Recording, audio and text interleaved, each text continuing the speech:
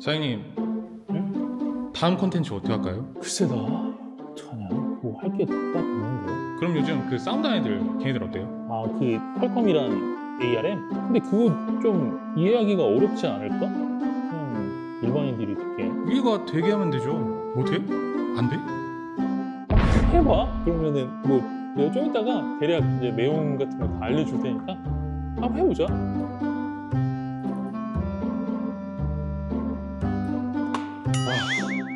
괜히 그랬어.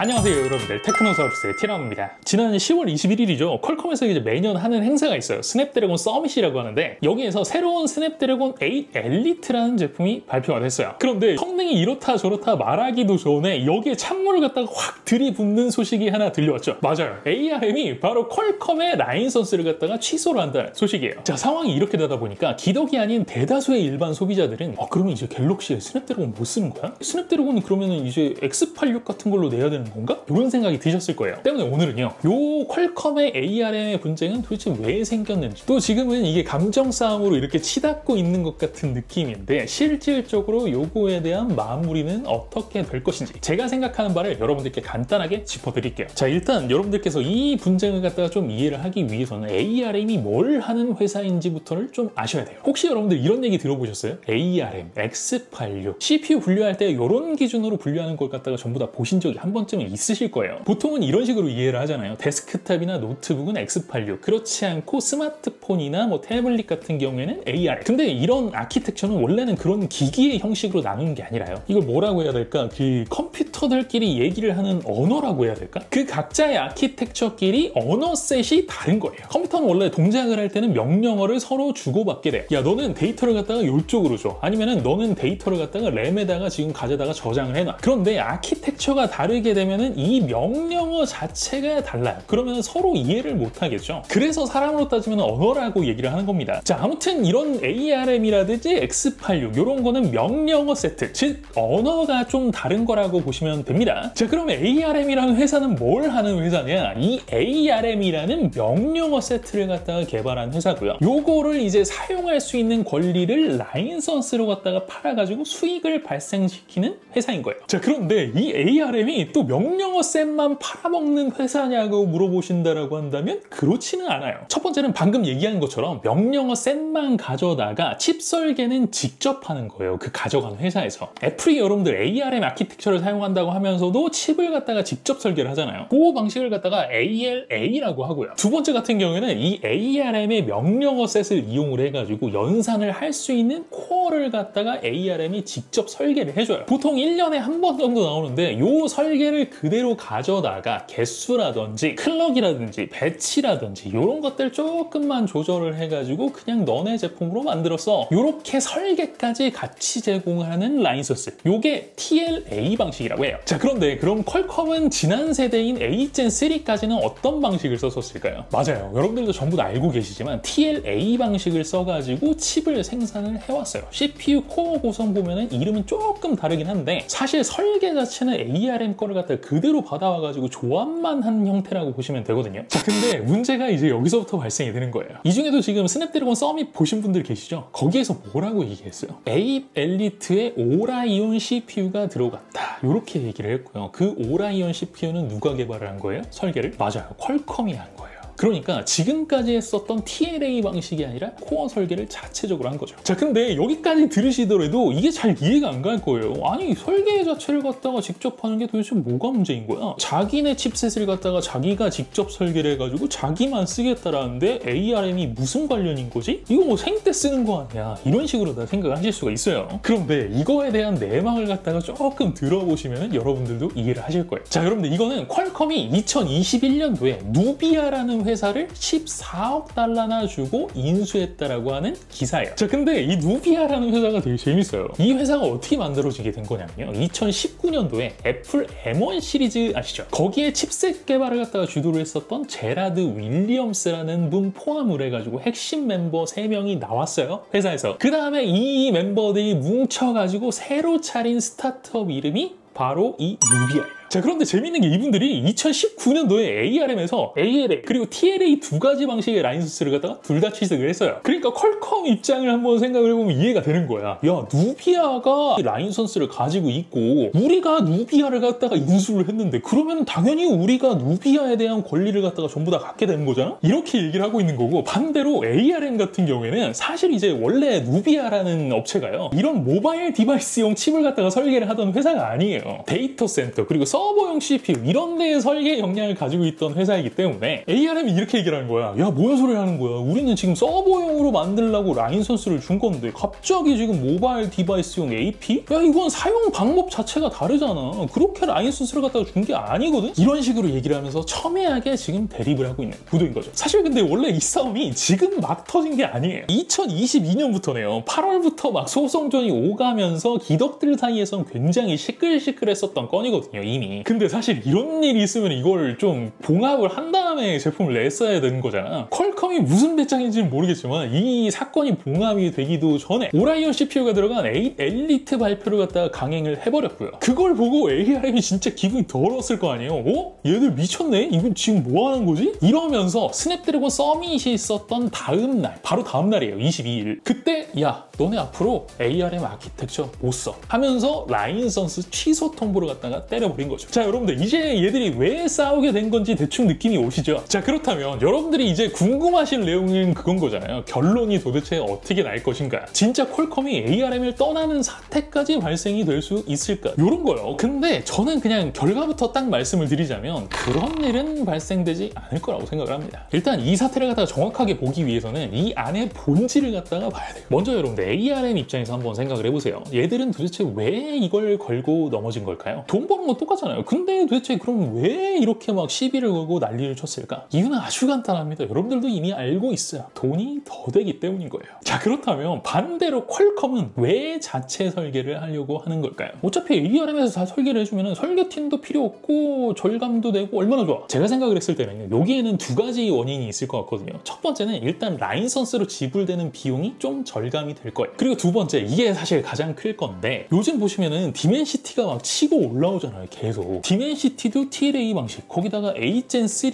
Agen4도 TLA 방식. 그럼 뭔 차이야? 때문에 이런 애들이랑의 뭔가 차별화가 필요했을 거고요. 애플 A 시리즈와의 기술 격차를 줄여가지고 AP 시장에서 지금보다도 더 나의 어떤 그 위치를 공고히 하겠다. 패권을 갖다가 잡아보겠다. 이게 바로 퀄컴이 이 방식을 갖다가 그렇게 하고 싶어 했던 이유인 거예요. 자, 그런데 제가 두 회사 입장을 갖다가 얘기를 하다 보니까 이 겹치는 공통 영역이 있죠. 맞아요. 이건 결국에는 돈의 많고 적음, 그러니까 비즈니스 문제로 귀결이 된다라는 거고요. 한마디로 그냥 누가 더 먹느냐, 네가 조금 더 손해봐라, 내가 조금 더 먹겠다, 이걸 가지고 싸우는 거지 사실 그거 말고는 딱히 뭐 싸울 이유가 없다라는 거예요. 잘 보세요, 여러분들. 퀄컴 입장에서 한번 생각을 해봐요. 그래, 끝내 ARM과 협상이 잘 안 됐다. 그러면은 ARM을 뛸 겁니까? 뭐 지금 이 마당에 X86으로 갈 거야? 아니면은 스냅드래곤으로 리스크5를 갖다가 개척을 할 거야? 여러분들 10년 이상을 때려 박아가지고 이제 겨우 모바일 시장을 넘어가지고 컴퓨터 시장으로 넘어가고 있는 ARM 언어셋인데 리스크5를 갖다가 개척? 이건 진짜 말도 안 되는 일이고요. 자, 그리고 반대로 ARM 입장에서도 한번 생각을 해보세요. 퀄컴향 라인선스 매출이 아예 빠져버린다. 지금 상태에서. 그동안 ARM이 퀄컴한테 빨대 꽂아가지고 나온 돈이 얼마인데 퀄컴이 빠지면은 파란짝 날아가는 수준이 아니에요. 근데 그 리스크까지 감수를 하면서 퀄컴이랑 계속 감정 싸움을 끝까지 한다? 아니에요. 결국에 ARM이 하고 싶은 말은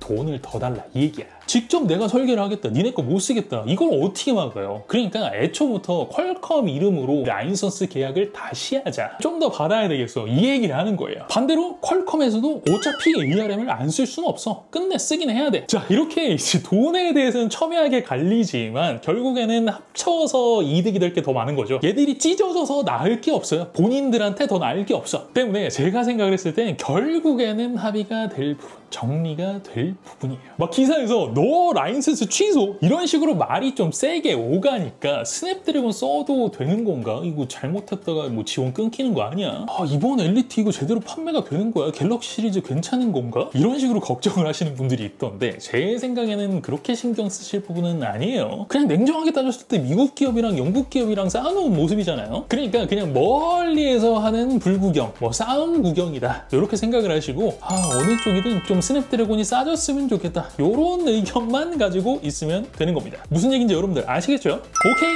자, 오늘 영상은 여기까지입니다. 영상이 재미있으셨다면 구독과 좋아요 그리고 알림 설정 꼭 잊지 말아주시고요. 저는 다음 시간에 또 재미있는 영상 찾아뵙도록 하겠습니다. 지금까지 저는 티라노였습니다. 고맙습니다. 이게 퀄컴은 애플이랑도 얼마 전까지 싸웠잖아요. 아주 그냥 싸움꾼이야. 여기다 싸우고 저기다 싸우고 좀 대충 협의 좀 해라. 아니 2차 제조사한테 퀄컴 칩 넘기는 것도 아주 그냥 장난 아니라면서요. 이렇게 갑질이 심하다면서. 그러니까 디멘시티가 이렇게 뜨게 된 거지 사실. 그러니까 뭐라 그래야 될까? 얘들이 사실 이렇게까지 클 줄은 아무도 몰랐네. 그때 삼성이 인수했으면 이렇게까지 안 컸을라나?